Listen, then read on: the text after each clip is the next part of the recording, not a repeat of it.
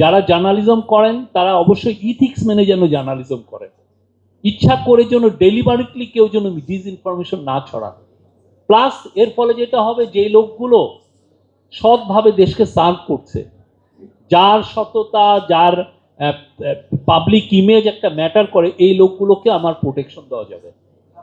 আমরা জার্নালিস্টদের প্রোটেকশনের কথা বলি, কিন্তু যারা ব্যাড জার্নালিজমের কারণে যারা ক্ষতিগ্রস্ত হয়েছেন তাদের প্রোটেকশনটা কই?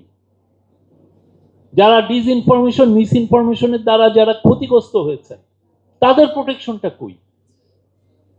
আপনি দিনের পর দিন মিথ্যা নিউজ দিবেন, দিনের পর দিন আপনি সারা দেশকে আপনি মিথ্যার দোলাচালে রাখবেন, অথচ আপনার এগেনস্টে কোনো মেজার নেওয়া যাবে না। আপনার দ্বারা মানুষ ক্ষতিগ্রস্ত হবে, আপনার দ্বারা ডেমোক্রেসি ক্ষতিগ্রস্ত হবে। এই জায়গাটা আসলে সত্যিকার অর্থে ভাবা উচিত।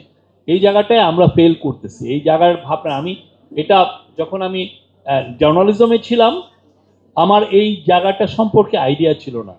পরে আমি দেখতেছি যে না, এই ইথিক্যাল জার্নালিজমের আমাদের অবশ্যই দরকার, কিন্তু এটা অনেক ক্ষেত্রে অনেকে চর্চা করেন না। এইটা জানেন যে আমি যদি মিথ্যা কথা লিখি আমার কি হবে? আমার কি ফাইন হবে? আমার কি কোনো পানিশমেন্ট হবে? এটা তো বড় অনেকে এই জন্য মিথ্যা নিউজ দিচ্ছেন, প্রতিদিন সকালে এসে মিথ্যা নিউজ দিচ্ছেন। এবং আরেকটা গ্রুপ আছে চুরি করে নিউজ দেন। প্রথম আলো ভালো রিপোর্ট করছে, ইউএনবি ভালো রিপোর্ট করছে, আপনার আমার দেশ ভালো, ওরতে চুরি করে ও 1 মাস ধরে একটা রিপোর্ট করলো আমার দেশ, তারটা চুরি করতে তার 1 মিনিট লাগে, চুরি করে কাট অ্যান্ড পেস্ট করে দিয়ে দিচ্ছে। তাহলে কি আপনি একটা চুরির মাধ্যমে যেটা হচ্ছে, অনেক ক্ষেত্রে তারা তো ভালো নিউজও চুরি করে, খারাপ নিউজও চুরি, এবং খারাপ নিউজ চুরি করলে হয় দেখা যায় যে 10,000টা ওয়েবসাইটে একই নিউজ আসতেছে, ফ্লাডেড হয়ে যায়। আমার ছেলে এসে আমাকে বলে যে আব্বু এই নিউজটা আমি দেখলাম, আমি বললাম যে এটা মিথ্যা নিউজ। এটা তো আমি মিনিমাম 200টা ওয়েবসাইটে দেখেছি। আর মনোবল হতে হয় স্পাদৃঢ়। জেরুসালেম 25 বছরের পথ চলায় নিরাপদে রাখার প্রত্যয়ে। একটা রিপোর্ট, একটা নিউজ পেপার করেছে, কিন্তু সবাই কাট অ্যান্ড পেস্ট নিয়ে ওইটা করে ওইটা ওইভাবে ছড়িয়ে দিয়েছে। সে তো ভাবতেছে 200টা ওয়েবসাইটে যে নিউজটা এসছে এটা বুঝি সত্য। এটা যে চুরি করা তার তো কোনো আইডিয়া নাই। তো ফলে আপনি বাংলাদেশের ডেমোক্রেসি সামনে সত্যিকার অর্থে বিগেস্ট চ্যালেঞ্জটা আসবে এই misinformation, disinformation. Unfortunately media commission যে রিপোর্টটা হয়েছে ওইটা এইখানে এই বিষয়ে তেমন কিছু নাই। আমার মনে হয় না প্রেস কাউন্সিল এটা হবে। আমরা এর আগেও প্রেস কাউন্সিল করেছি, এটা ডাইরেক্ট আমাদের প্রসিকিউশনের ব্যবস্থা রাখতে হবে, অন্তত সিভিল লসুটের ব্যবস্থা রাখতে হবে, যাতে আমি যদি একটা নিউজ দেই আমার যাতে 10 কোটি টাকা ফাইন হয় এবং ফাইনটার জন্য এক্সিকিউট হয়। না, প্রেস কাউন্সিল এটা হয় না। এটা আপনার একটা রেগুলার কোর্টের মাধ্যমে যেতে হবে, যেটা ব্রিটেনে আছে। প্রেস কাউন্সিলে হলে আপনার নেপোটিজমের কথা আসবে।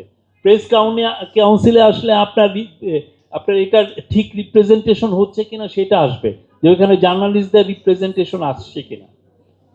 ফলে হয় কি, আপনি প্রেস কাউন্সিল করছেন কিন্তু সত্যিকার অর্থে বছরের পর বছর, ডিকেডের পর ডিকেড আপনি প্রেস কাউন্সিল করছেন, এটা আপনাকে কোনো ডেলিভার করছে না। আমাদের প্রপার কোর্ট দরকার এটার ক্ষেত্রে। এবং এটা আমি আবারও বলছি, আমাদের কোনো এটার জন্য কোনো ফৌজদারি আইনের মধ্যে না, it should be civil law.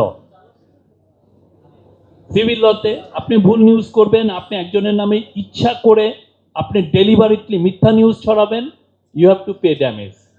Sorry, এই জায়গাটায় আমাদের যেতে হবে।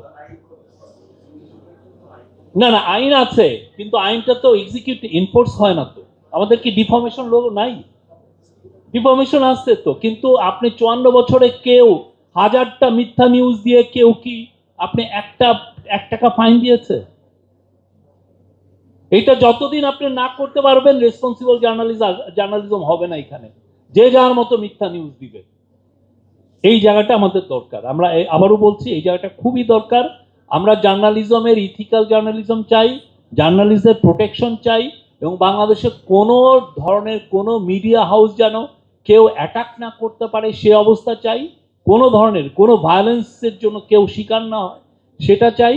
But at the same time যারা ভয়ানকভাবে মিস ইনফরমেশন ডিসইনফরমেশন ছড়ান তাদেরকেও অ্যাকাউন্টেবল হওয়ার বিধান থাকা উচিত। এই জিনিসটা আমরা চাই। আপনি দিনের পর দিন মিথ্যা নিউজ দিয়ে ছড়িয়ে দিবেন আর আপনি অ্যাকাউন্টেবিলিটি আপনার সাথে কাজ করবে না, এটা যেন না হয়। এই জায়গাটা আমাদের ইনশিওর করে। তাতে হবে কি, লেজি জার্নালিজম তখন আর হবে না।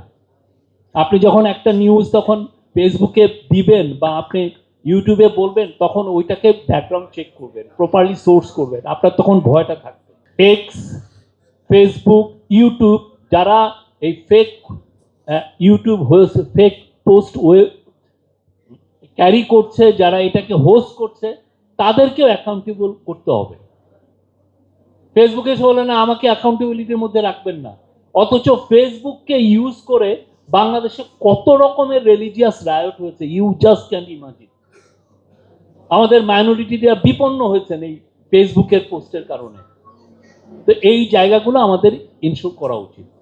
আমার মনে হয় যে সামনের গভর্নমেন্ট এসে এগুলো খুব সিরিয়াসলি দেখবেন, তারা এই বিষয়ে খুব নতুন নতুন আইডিয়া নিয়ে আসবেন। বাংলাদেশে রেসপন্সিবল জার্নালিজম করা উচিত, ফ্রিডম অফ প্রেস পুরোপুরি থাকা উচিত, বাট মিস ইনফরমেশন ছড়ানোর ফ্রিডম যদি কেউ মিসইউজ করতে চান, তাকে অ্যাকাউন্টেবল হওয়া উচিত।